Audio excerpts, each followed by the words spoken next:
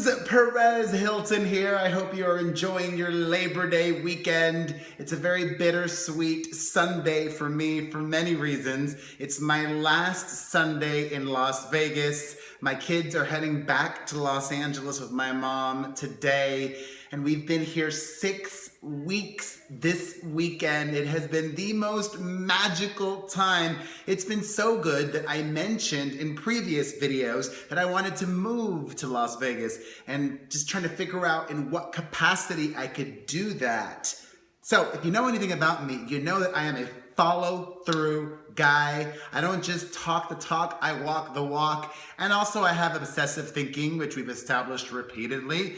So I could not get this idea of moving to Las Vegas out of my head. So I also like to be informed and do my research. And I went and I even toured a new community that they're building. And I loved it so much. I was like, I am gonna buy a house here. I'm gonna buy a house. I went to this community. Actually, well, I'll share it because you know what? Like, who cares? I'm not moving there, so if you want to buy a place in Vegas, I'm not getting paid for it. Oh, whatevs. There's a lot of new developments in Vegas. I'll share because I don't care. I looked at this one from this builder named America West or whatever, but there's a bunch of other builders too. And what I loved about this community that I saw, I think it was called Silver Hills Estates. They are about 18 to 20 minutes from the Strip, super close, and you can get a brand new home in Las Vegas. 6 bedrooms, 2 living rooms, one for my mom, one for the kids, and a pool, all for less than $600,000. In Los Angeles, you cannot get a 2-bedroom house for that.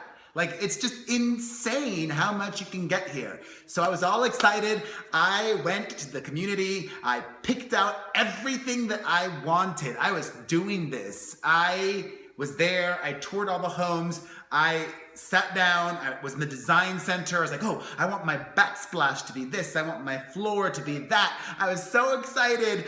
I had my dream Vegas house.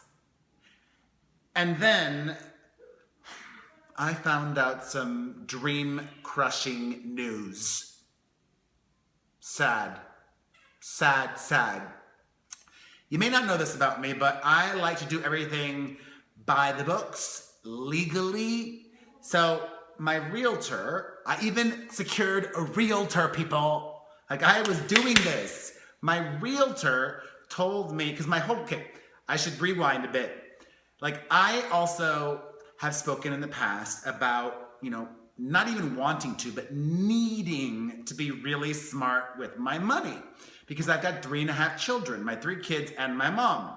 And I think in one of my previous videos, I mentioned that I even researched some of the local schools here in Vegas, and they're not that much cheaper. In fact, the fancy, really nice private school here, the best one in Vegas, is more expensive than the one that I send my son to. Everything else in Vegas is cheaper. Real estate is cheaper. There's no state tax. Property tax is lower. Everything else is cheaper. Anyways, I did not want to have a house here in Vegas just sitting here. Like, to me, that would be a waste of money, okay? And I don't like to waste money. So my whole goal, the purpose of everything was to buy a home here that I could make my second house, but that I could also turn it into investment property and make money from it when I wasn't here. So I wanted to Airbnb it out. Smart. I mean, I'm staying at an Airbnb now, and this place, I'm revealing all the info today. This place is a 5-bedroom house, which we've loved, and it's renting out for only $140 a night.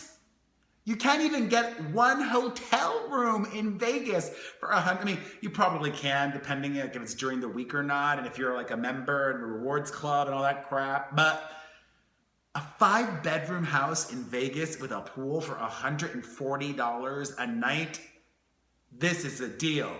So when my friend, the realtor, told me that the Airbnb thing is illegal here, it just took me for a spin. Like, I had been making plans. I was so excited. Okay, so I don't understand why they do this, but you know, the builders only do the building. Then you have to go to a separate place, which you have to make an appointment for. And there's a funny story there. You have to go to a separate place to do the flooring and a separate place to do the pool.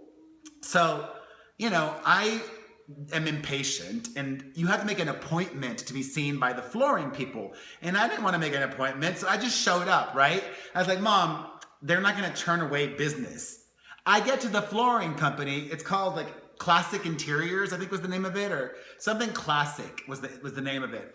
I get to the flooring people and they turn us away. I'm like, that just does not make sense to turn away business. Apparently, like, Vegas is booming so much that you just need an appointment for these places. So I made an appointment to go back there. I made the appointment for the pool people. And then my friend is like, oh, it is illegal to Airbnb a place in Las Vegas, ... even though everybody does it. So, you know, I've spoken before about how my sister works with me. My sister is even more cautious than I am, even more anal than I am.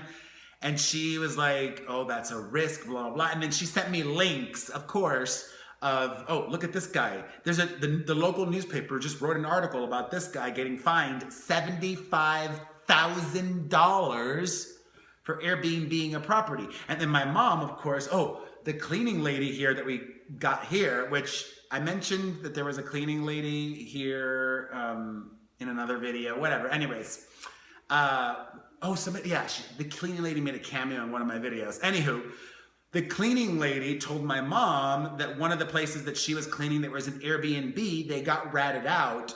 She didn't mention a $75,000 fine, but the guy had to then stop Airbnb-ing it and turn it into just a rental house, which apparently you can do that. So the law in Clark County is only long-term rentals, no short-term rentals.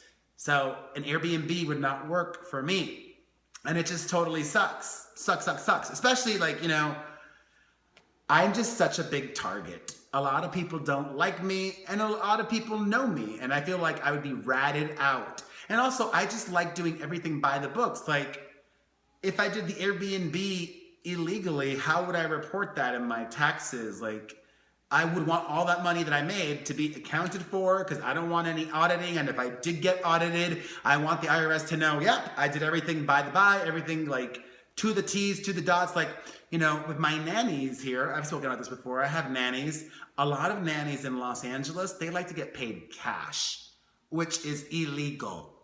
I don't do that. Okay, my nannies get paid on the books. They get their deductions or whatever. I get my deductions or whatever. Like, I don't break the rules. Like, I'm also just like, I work too hard. I don't want to have to pay fines. I don't want to get sued. I don't want to go to jail for anything. So that was a bummer. But, and here was the but, my dreams were crushed. But then the more I thought about it, the more I was like, you know what? Even if I would have bought the house here, and even if I did Airbnb it, it would have been gambling. Like, you know, you gamble in Vegas. I would have been gambling that I could have rented it out enough to cover not just the mortgage, but the mortgage, the utilities, you know, light, water for the pool cleaning, the cable, the internet. And the more I thought about it, I was like, yes, it's nice and a luxury to have your own place in Vegas. And if, you know, God blesses me with a TV show or something in the future where I'm making a ton of money, then sure, then I can be diva. But maybe not even. Like, I've learned too much from my mistakes to ever be diva again. There's no need to be diva because, hello, look at where I'm staying. This is a dope place, and it's just $140 a night, which is a lot of money, but it's less than a mortgage would have been probably. Yeah, like, or just about the same as a mortgage, but then I don't have to pay everything else too. So next summer, or even this Christmas if I want to come, or spring break, like, I still want to spend a lot of time in Vegas. Next summer and spring break when I come, and hopefully Christmas, although I think I've got other Christmas plans that I'm figuring out. when I come back to Vegas, I can just stay at an Airbnb and not be committed to the expenses that come with having a house here. I love it. And also it's like with my job, you never know, I never know where I'll be or where I will end up. I think I mentioned in a previous video that I almost was going to be in a totally different city for 4 weeks this summer, but the timing of everything didn't work out because of Chippendales. So even though my goal and my intention is to spend 2.5 months in Vegas next summer, that may not come to fruition because maybe I'll be somewhere else. You never know. So a lot of good takeaways from this story for me and maybe for you others and for the future. Even if you can afford to be diva, don't do it. Don't do it unless you have your FU money in the bank, which I don't yet, and I'm working really hard at it, and I'm trying to make all of the smart decisions so that I can, in the future, just not worry and just have the freedom of mind to do whatever I want within reason. So yeah, every negative is a positive. That's a cliche, but I really do believe it. The bad things that happen to you, or the things that are not ideal, are really good things. It's the universe's way of talking to you.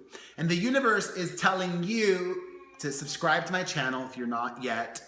It's telling you to subscribe to my main channel if you're not yet. It's telling you to follow me on Instagram if you're not yet. It's telling you to leave a comment below, hit the like button on this video, and share this. And thank you. And I love you, Vegas. It's been a good time. All right, bye, my friends. Have a great rest of your Sunday.